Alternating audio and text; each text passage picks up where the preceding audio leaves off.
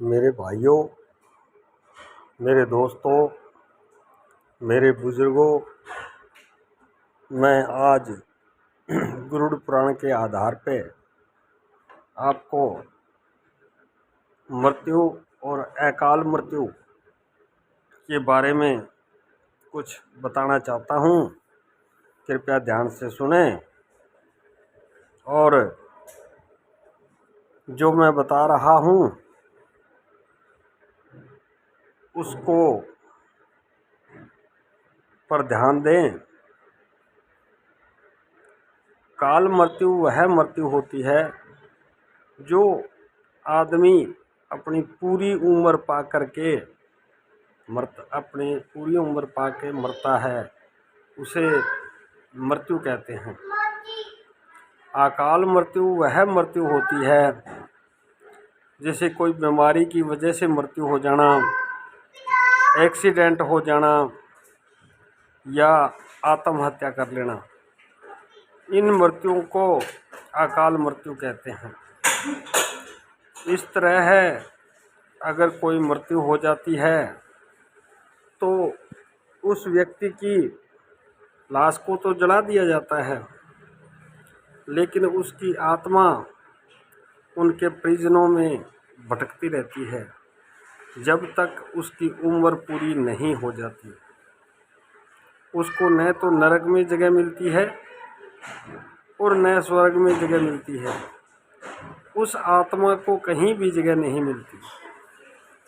इसलिए अगर किसी के अकाल मृत्यु हो जाती है तो उसके पीछे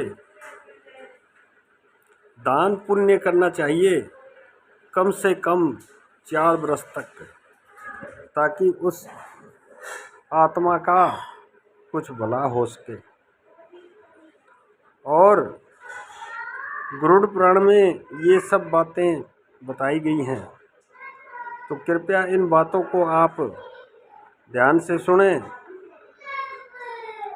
जो काल मृत्यु होती है, मान लो कि आदमी की उम्र 100 वर्ष है, तो वो आदमी 100 वर्ष तक जिंदा रहा और फिर उसकी मृत्यु हो गई, तो उसने जैसे कर्म किए हैं उन कर्मों के आधार पे उसकी आत्मा को स्वर्ग में या नरक में जैसे उसने कर्म किए हैं वैसी ही उसको जगह मिल जाएगी। और जब 13 दिन से लेकर के 45 दिन का समय लगेगा। लेकिन अगर अकाल मृत्यु हो गई है तो उसको जगह कहीं भी नहीं मिलेगी। इसलिए उसके परिजनों को अच्छा दान पुण्य करना चाहिए। मैं आपको ये बात बार बार बता रहा हूँ। और वो आत्मा हमारे अंदर ही भटकती रहती है, वो प्रेत आत्मा का रूप ले लेती है और वो आत्मा पितृ योनि में नहीं जाती। इसलिए उसके पीछे दान पुण्य खूब करना चाहिए ताकि उस आत्मा का कुछ भला हो सके। और ये आदमी की अकाल मृत्यु होने का कारण भी यही होता है कि पिछले जन्मों के उसके कर्म कैसे थे और इस जन्म में वह कैसे कर्म कर रहा है। अगर तो वह पुण्य दान करता रहता है अगर तो वह पुण्य दान करता रहता है तो उसके जो क्रूर कर्म किए हुए हैं वो कुछ कट जाते हैं। अगर वह पुण्य दान नहीं करता तो वो जो कर्म करता है उसके आधार पे उसकी उम्र घट जाती है। यानी जितने कर्म बुरे करेगा उतनी उसकी उम्र कम होती जाएगी। इसीलिए मैं आप भाइयों को बार बार कहता हूँ कि हमें राम नाम का सुमिरन करना चाहिए। एक बात, गाय को, कुत्ते को, अन्य किसी जीव को परेशान नहीं करना चाहिए। अपने रिश्तेदार को या अन्य किसी की संपत्ति हड़पने की कोशिश नहीं करनी चाहिए। चोरी चकारी नहीं करनी चाहिए। अच्छे कर्म करते रहने से हमारी उम्र बढ़ती है और बुरे कर्म करने से हमारी उम्र घटती है।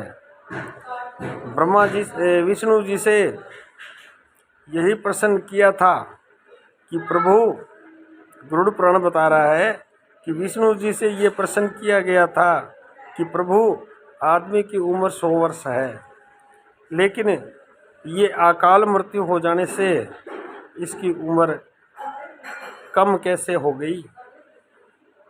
तो विष्णु जी ने उत्तर बताया था कि जो आदमी जैसा कर्म करता है वैसा ही उसको फल मिलता है। अगर बुरे करेगा तो उसकी उम्र घट जाएगी और अच्छे करेगा तो उसकी उम्र बढ़ भी सकती है। अगर किसी की उम्र 50 साल की है और वो अच्छा कर्म करते जा रहा है तो उसकी उम्र प्लस 55 की हो सकती है, 60 की भी हो सकती है। ये कर्मों के आधार पे ही उम्र घटती या बढ़ती है। इसीलिए मैं हर भाई को कहता हूँ कि भक्ति भाव में ध्यान दो, पुण्य दान में ध्यान दो, किसी को सताओ मत, किसी का धन मत हड़पो, किसी की चोरी मत करो, नशे की लत में मत पड़ो। ये सब बातों से दूर रहो तो अच्छा कर्म ही माना गया है। ईश्वर भक्ति करो, उसको भी अच्छा कर्म माना गया है। और बस ज़्यादा लंबी चौड़ी कहानी को न बताते हुए मैं इस कहानी को यहीं ख़त्म करना चाहता हूँ कि ज़्यादा लंबी स्टोरी जब हो जाती है तो सुनने वाले के सही तरीके से समझ में नहीं आता। अगर आपको ये स्टोरी अच्छी लगे तो इसे आगे फॉरवर्ड करें और मेरा चैनल सब्सक्राइब भी करें। मेरे चैनल का नाम है हंसराज पूनिया, श्री गंगानगर। मेरी यूट्यूब में ऐसी सुंदर सुंदर स्टोरियाँ मैंने बहुत डाल रखी हैं और भी डालता रहूँगा। और भजन, स्टोरी, कीर्तन सब कुछ मेरे यूट्यूब चैनल में मिलेगा। इसलिए कृपा करके आप मेरा यूट्यूब चैनल सब्सक्राइब करिए और इस स्टोरी को आगे से आगे फॉरवर्ड करते रहिए। आपकी बहुत बड़ी मेहरबानी होगी। जय सिया राम, जय सिया राम, जय जय राम, जय सिया राम, जय सिया राम, जय शिव भोले, जय शिव शंकर, जय विष्णु देवा, जय मेरे सब देवों। आपकी जय जयकार हो प्रभु। सबकी आयु लंबी करना मेरे प्रभु, सबकी लंबी आयु करना।